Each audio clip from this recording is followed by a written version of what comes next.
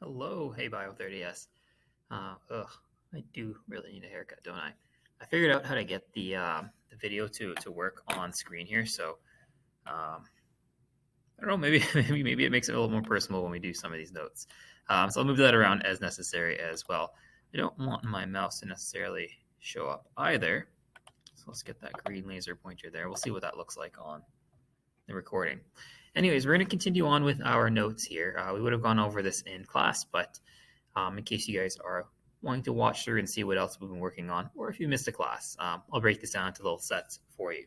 So this is continuing on with the human body and homeostasis. I don't know where the partitions are going to be, but we're going to do our best to work through this and understand some of our body systems. And then we'll look at those in some more detail. I'll get you guys to do a little bit of your own research on that as we go forwards. So let's check this out. When we're talking about the human body, and I'm seeing right away I got to move my face here because I'm in the way. We're talking about the human body itself. Okay, I can see that's going to be annoying. There we go. There's three major principles, three basic principles that we need to follow. One of them is we have to understand the growth of the human body. So it's essentially a machine, right? Like our human body itself, it is going to be some sort of machine that works. It starts off super, super small. It starts off as something that's so tiny, it's barely the size of a period, like the punctuation mark. But it has all the information it needs to make a full-grown human being. And look at yourselves right now. You're way larger because you're a cluster of cells. What's happened is your human body has been able to grow. And that's one of the major principles of having a body to function. So that single cell, it reproduces itself. It continues to reproduce, and it continues onwards until you're billions and billions of cells. Each of those cells are going to have a separate and different job in order to function as a whole. So it helps your body out. This is something that we need to have. So other machines that we have, other things that we can create, they can increase the amount of work by, we can change the machines themselves, and we can adjust their parts, and typically need bigger and better parts as you want your machines to become bigger and more efficient. As humans, on the other hand, we just have that ability naturally. Like we adjust ourselves based on what our job is going to do. A really easy way to see this is when we look at the muscular system, we look at how people's muscles change depending on how they are working. Somebody who's working, say, in construction, for example, who's lifting a lot of heavy objects or moving a lot of heavy materials around from place to place, they tend to grow much stronger because they're doing this with their body so frequently, and their body becomes more bulkier, it gets stronger. So physically, their muscles become sharper, a little bit more defined. Whereas someone whose job might be less involved with the physical aspect and more involved with maybe they're sitting more often, or they have to sit in front of a computer all day, obviously their body shape isn't going to be the same. So the same species, yet it changes based on what the actual job was. That's a pretty fascinating thing and a fascinating function of the human body. Another one of these things is maintenance. Our human body should be able to maintain itself because human body, it gets damaged, right? Like it doesn't exist the same way that it always is. So we got our joints, we have all the different connections to our body, but what's going to happen is each of those parts, slowly but surely, they are going to get damaged. But our body has the ability to look after itself in that regard and has the ability to repair those parts if necessary as well. So yeah, certain parts are going to wear out, and just like in a machine, we need to repair those. If it's something like our blood cells, it's a good idea to replace those, repair them as quickly as possible. For the most part, your body just gets rid of old blood cells and puts in new ones. So it just works like clockwork, putting something new in each time. Occasionally, we get into a situation where our body gets damaged. So you might get a cut, and things like blood will leak, or things from the outside things from the inside get outside. But our body has that ability to maintain itself by plugging that situation up, fixing it, and over time, we repair everything that has been damaged from our bodies. Even things like bones, which are a structural foundation for our body, they can break, and somehow our body is able to repair that, or it can just create a new bone that we can work with. Just a quite phenomenal aspect of life.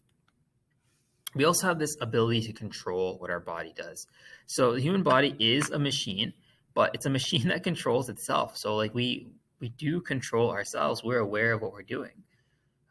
a spooky fact, if you want to call it spooky, is your brain, for example, it's the only organ in the body that named itself.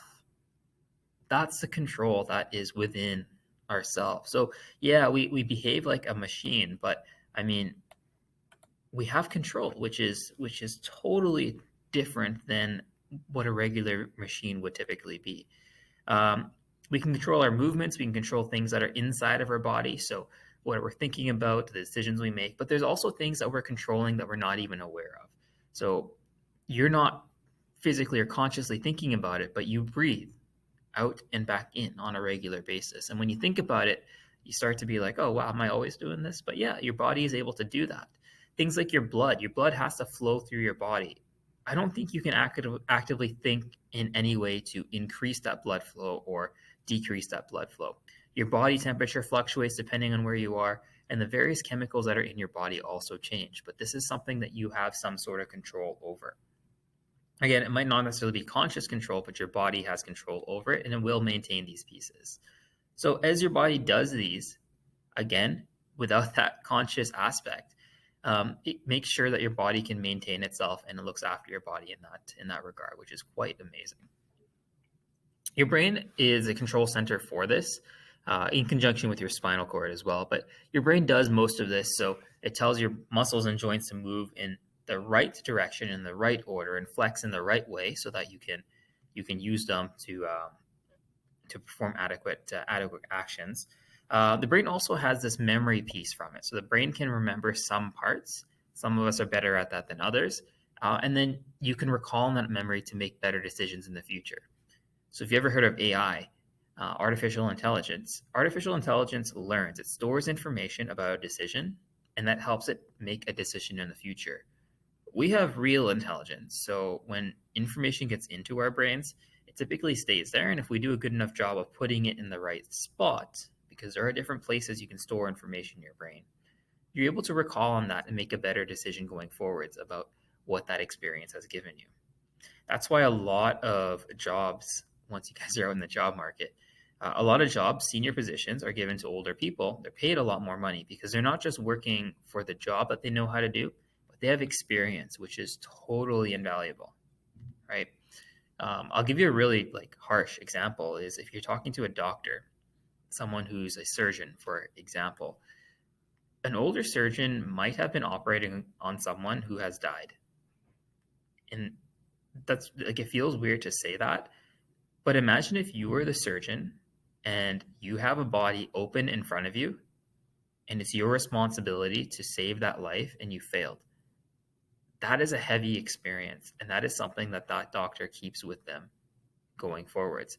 Now, if you have a brand new, fresh, gung-ho surgeon that comes in that's never had to experience that before, they can probably do the same job, but they might go about their procedures a little bit differently. They might look at the procedures differently because they haven't had to have that experience before. So that control aspect that the brain has is quite phenomenal, and the fact that we can use it, we may as well use it to our advantage, right?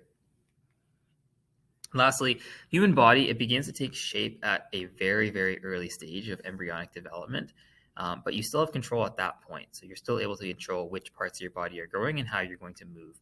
So while the embryo is still a tiny, tiny little piece of cells that are breaking off, it still starts making the tissues and the organs that we have. Like, it knows what it's supposed to do before you even know what you're supposed to do. And then eventually you start to gain that consciousness, and we rely a lot on that conscious piece.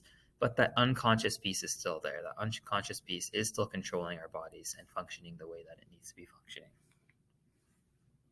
Continuing on with that, by the end of the third week of the embryo's development, it's going to start looking like there's some symmetry down the middle. So it's called bilateral symmetry. The left side and the right side look very similar to each other, but internally they're not the same at all. You could even see this yourself. Like, if you want to, you might have done this art project or graphics project, but if you take a picture of your face and say, cut the left side of your face off the image and then mirror the right side of your face and then put it on the other side, you'll see that your right side and your left side look significantly different, even though it looks like you have a symmetrical face. That bilateral symmetry starts when we are in our third week, but it's not perfect symmetry. It looks symmetrical, but it's not perfect symmetry. It also develops these structural supports that allows you to stand upright. That's an evolutionary trait because humans can do that, but prehistoric humans would not have been able to do that. The human body is also structured in a very specific way for certain chemical reactions. Everything that happens in our body is going to be a chemical reaction or an exchange of some electricity. That doesn't work in another organism, and that's why we can't just put any substances into our body because they're not meant to be there and they can mess things up in a way that our bodies aren't prepared to.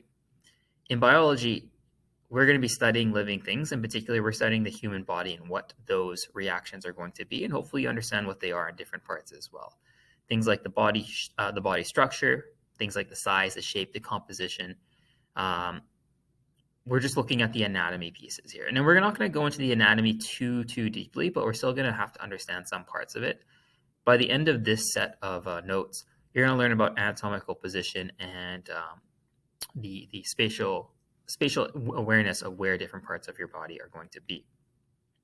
When we're studying about how the body functions, that's what we're talking about physiology. For those of you that continue on in biology past high school into post-secondary, a very common course or very common route that you can take is learning about the human body, anatomy, and physiology. A first-year course that they offer at the University of Manitoba and the University of Winnipeg is a course called Human Anatomy and Physiology. It's a full-year course. You end up getting 6 credits, which means you're getting two half-course credits. Or if you really want to get into the anatomy and physiology, you can do it through the kinesiology department. Anatomy will be the hardest course you ever take in your life, or one of the hardest courses you take in your life. I'm guessing every single one of your gym teachers has taken that course and passed it, in addition to the physiology course. They're both half courses, but they look right into the anatomy, and we learn everything, like literally what every movement your body can make, what it's called, every single bone in the body, every single part of the bone in your body, every single nerve in the body, every single fiber, where they connect, where every muscle connects, every single muscle in the body. We learn everything for those bits because there's a lot going on in the body. If that's overwhelming, maybe shift your focus, and instead of being overwhelmed by the fact that there's so much, maybe appreciate that there is so much in your human body that allows it to function the way that it is functioning. Remember, our goal is to understand how things work. In this case, we're trying to understand how the body is going to work. So we're not going to understand every single one of those pieces, of course, but we are going to work towards understanding how they work together and function as a unit. So this whole course is to give you that understanding of human anatomy and physiology, and just in a very basic sense. So you're going to feel really smart after this, but remember, it's just a basic sense, and you're going to be getting a lot better at it as you continue your studies. But let's talk about the ways that we organize the various structures in our body. You can organize things in a chemical way, a cellular way. You can organize things into tissues, into organs, or into an organism. And it goes in this order, specifically in this order. So you start off as really small chemicals. So those are your molecules. When the molecules are all put in a certain format together, you get cells. When you have a clump of cells working together, you have what are called tissues. When you have a group of tissues working together, you have what we call organs. And then when a whole bunch of organs are working together, we call them organ systems. Lastly, when you have a whole bunch of organ systems working together, that's when we say we have an organism. So that's where we're going to see things like the human or a tree or any other living thing. That is the organism. And we can break all these down into various different characteristics. So when we talk about the chemicals that make up our body, this is going to be the chemical level. And it's divided into 2 categories. Those are going to be inorganic and organic chemical levels. And these are 2 different areas of chemistry that a person can study as well. Anything that is inorganic, these are the simpler chemicals. These are things that are made up of multiple elements, typically ones that do not include carbon. So things like water and oxygen are going to be in this category. A couple of minerals like iron, calcium, and sodium. There are a few exceptions to this. Carbon dioxide is one of those, and that's because the way that carbon dioxide is bonded to each other's elements, it looks a lot different than what carbon would typically do. See, carbon is when we're studying organic chemistry. So organic chemistry is a study specifically of carbon, and carbon is special because it can make 4 different bonds, but in 3 dimensions, those 4 bonds can be made in 2 different directions, and that's called chirality. And the chirality is what makes us human. The fact that you can vary that allows you to have a limitless number of different possibilities of connecting carbons together. So that's why all living things are organic beings. They're all carbon-based beings. So this is where we can see things like carbohydrates, like our sugars, different fats, proteins, nucleic acids, and that's what we're going to be looking at. You'll see a lot more of the organic substances in this course, but you'll see a little bit of the inorganic as we learn about minerals and vitamins, well, some of the vitamins as well.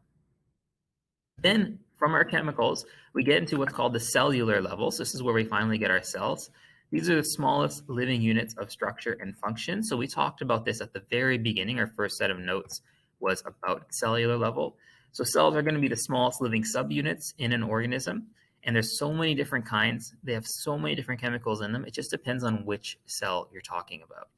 But if you get enough of those, we get what's called a tissue. So we call this a tissue level. A tissue is a group of cells that have a similar structure and a similar function as well. So when you have these tissues, they can have different types. You can have what are called epithelial tissues. You can have connective tissue. You can have what's called muscle tissue. That one you've probably heard of before. And you'll have what's called nerve tissue. This one you can probably figure out what that is, but you may or may not know about it. We talk about it just to understand a bit better. Epithelia, this is what's going to cover your body or the surfaces. So some of these are going to secrete some different solutions. Things like our skin and sweat glands, for example, are going to be a type of epithelial tissue, right? We've got our skin, which is the outer layer of skin. We've got the sweat glands, which are the secretions. So things like oils and sweats that are coming out. Okay, so the outermost layer, it's epithelial. This part is mostly there for protection. It'll break down very easily. It'll be like the cells will be reproduced on a regular basis. We've also got what's called connective tissue. These are the things, as you can probably guess, are going to connect different pieces together. So we've got things like fibrous connective tissue. We've got adipose, which is fat tissue, hyaline cartilage, and then we've got bone tissue as well. So we have a whole bunch of different pieces for connective tissue. This is going to connect and support different parts of your body. And in some cases, you're going to have transport here as well. So your blood will have vessels that have parts of connective tissue. Your bones are going to be made up of connective tissue. And then things like fats are going to be other examples that you can see. Okay, I don't need you to know every single part of the connective tissue either. Then we've got the muscle tissue. The muscle tissue, as you probably guess, is your muscles. But there are different types of muscles depending on where in the body you're talking about. So these are made for contraction. Contraction is when your muscles get tight. So if I ask you to, say, clench your fist, you'll feel your forearm get really hard. That's because you have contracted those muscles. Anytime your body does any movement, there's going to be muscles contracting. So when you're moving your legs, for example, when you're walking, parts of your legs are going to be contracting. When you are lifting your arms, parts of your arms are contracting. In fact, when you talk, parts of your mouth, there's muscles in there that are moving. Even when you look around with your eyes, there are muscles controlling the size of that lens inside of your eye, and it's going to change the size so you can focus in and out. So parts of different tissues that you see, we're going to find smooth muscle tissue. This is what you're going to find in some of your organ systems, things like your intestines, which we're going to look at in the digestive system. We've also got cardiac muscles. This is a very specialized muscle tissue around your heart to keep your heart functioning. It's a really thick and strong muscle. And then we've got your skeletal muscle. These are your structural muscles. These are the ones that we typically think about when we think of a big biceps or quads or lats. And that's some sort of skeletal muscle. These ones have parallel striations, and they are designed to be broken and then repaired on a regular basis. But we'll get into that a little bit more as we learn more about the muscles later on. We've also got nerve tissues. So I mentioned nerve tissues when we talked about our cells earlier on. These dendrites here, they end up looking like little lightning bolts if you follow them along. But these are specialized tissues that are built and designed to send an electrical charge from one place to another. So they can transmit that electricity, and that helps us regulate our body functions. Our brain and optic nerve are examples of this. So your brain is just a mass of nerve tissue. Your optic nerve, which allows you to see, that gets the signal from your eyes and sends it to your occipital lobe.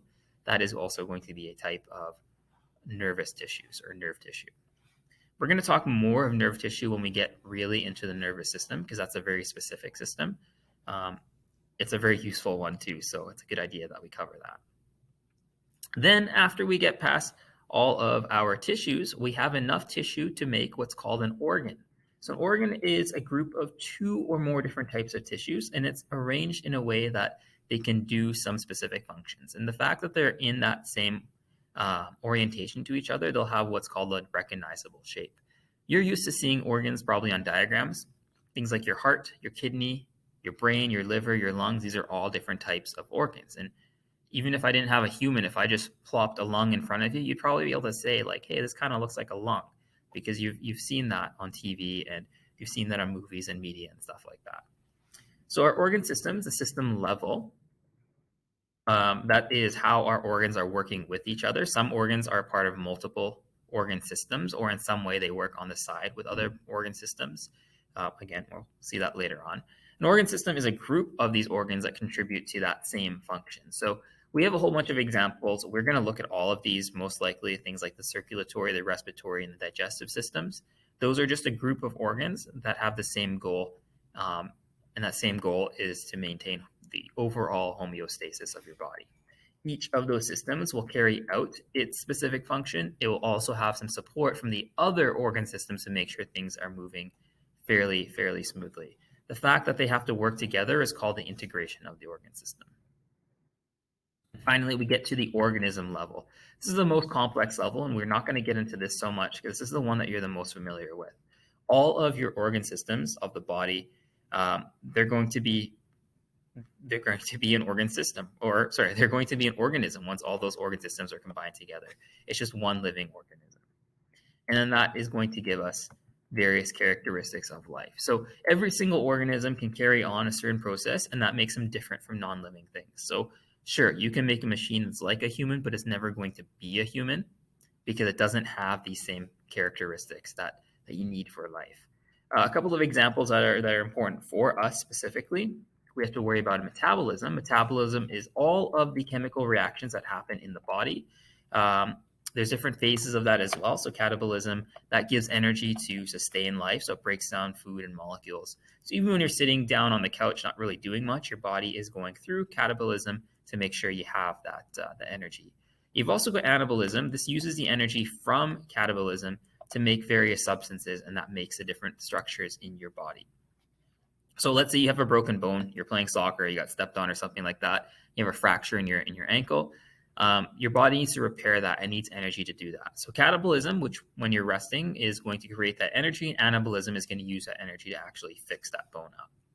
We've also got assimilation. This is when you're changing all those absorbed substances into things that are different than what's actually in the body fluid. So that's useful for us when you eat foods. You might want to assimilate them into something you can actually use.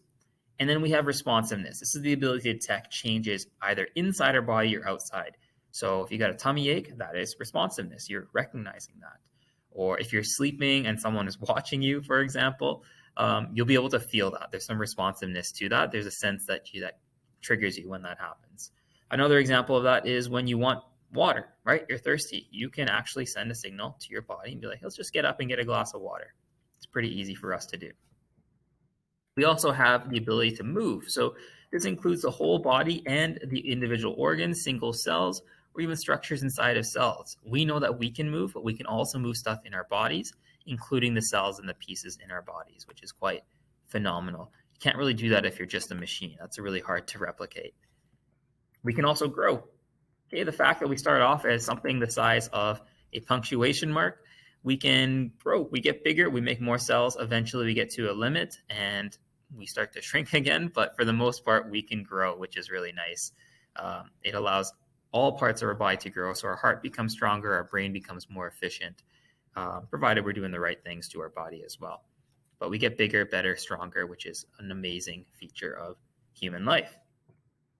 We can also differentiate. This is where if there are some cells in our body that don't really have a job, they can get a job. So we have these things called stem cells, for example. Stem cells, they'll do any job. They're just looking for work. So if your body needs to do some sort of work, your stem cells will take care of that for you. They'll fill in that gaps wherever necessary. And that's again, phenomenal, because if you lose a certain mass of cells, you have something there that's to replace them. And that really helps out. Continuing on, reproduction is another really amazing aspect of human life. The fact that we can create new cells for growth, we can repair cells, we can fix cells in that way. So that's through mitosis division. If you ever have like cut in your skin, you want to repair your skin, you can do this by reproducing cells.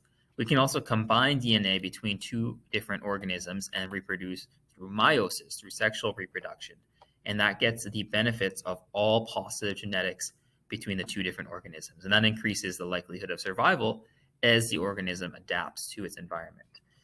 A couple of other things that we can do. We have the ability to respire. That gets oxygen. We're able to digest. We have an entire organ system dedicated to each of these. We can also absorb. That's part of your digestion piece, either through certain membranes, so that's inside of our body, or even through water. When you go swimming, your skin is absorbing the water around you. So another really interesting piece that we can do. We can circulate, so we can move things from places to places in our body, again, like a city. So we have like this network of the different pathways that various nutrients can move. We can also excrete. We don't need someone to plug us into into some sort of waste disposal system. We have the ability to remove waste from our bodies. It might just get leached out of our skin. We might have to go use the washroom, or we might just breathe it out. So really nice that we can just excrete that way. When we are maintaining our life, we need to follow a couple of environmental factors. So those factors include, sorry, I went a little bit too far there. Sorry, I'll take a step back. I think my transitions were what messed up on the slide. I'll have to fix them before I actually teach this to you guys. I'm recording before I teach. The structures and the functions of almost all body parts help maintain the life of the organism. So we mentioned that earlier. As long as pieces are working together, they will work to keep the life of the organism. The one exception is the reproductive structures. This is so that the species continues forward. So reproducing doesn't necessarily keep you alive, but it keeps your genetics alive. So in a sense, like by conjunction, it makes you, helps keep you alive. Stepping back, life requires certain environmental factors. These are things that, like water, that you need to function, right? We have a lot of water in our body. We use it for our transport system. We also use it for our waste system, so it gets out of our body as well. Because of that, we need to make sure we're continuously giving our body some source of water on a regular basis. A good rule of thumb, if you need to use the washroom and you pee and it's approximately the same color as the water that you drank earlier on, you're probably doing okay. The more yellow it becomes, if you can actually notice some yellow in your urine, chances are you probably could be drinking a little bit more water, even more so because you've just let some out of your body. We also need food. These are things that have various chemicals in them. Those chemicals are called nutrients. The chemicals, along with water, can be broken down into very simple pieces that we can use either for energy or for building other blocks for our body. A couple of other things that we need. Oxygen is another one that we need to breathe in. So oxygen is required to release energy from our food. We need that for that reaction for ATP, cellular respiration.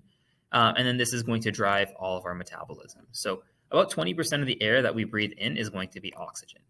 That one might be a bit of a tough one to wrap your head around because, yeah, we're breathing all the time where we have oxygen, but we don't have that much oxygen in our air compared to other gases. So quite often you're breathing other gases in, you're just breathing them out. But 20% of the air that you're breathing in is going to be oxygen. We also have heat. So we need to have some sort of heat, and we need to have some body temperature.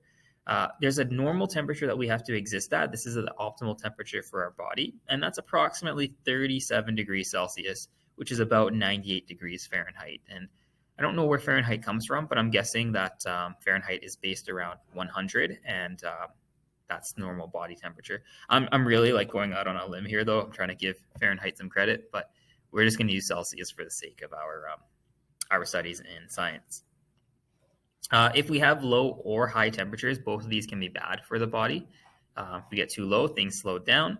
If they get too high, then things start to get damaged. So we don't want either of those, and our body will do its best to maintain those, and we can try to help that out by either moving or answering to our body or making sure we're feeding it the right things. We also have the ability to change and work with pressure. So our whole entire breathing system is a pressure system. So it helps us breathe air in and pump air out. I shouldn't use the word pump, though, because we don't actually have a pump to breathe. We have the ability to manipulate our pressure through a different muscle. And then we have the principal organ systems of the human body. Now, for this set of notes, I'm going to pause here just because this is something that I'd like to go through all in one go. So let's pause here, take a bit of a break, and then we'll continue on with our notes on the principal organ systems of our body. Thank you for sticking with me if you watched this far. Hopefully having the, the video camera on play is a little bit better, and I promise I'll get a haircut soon.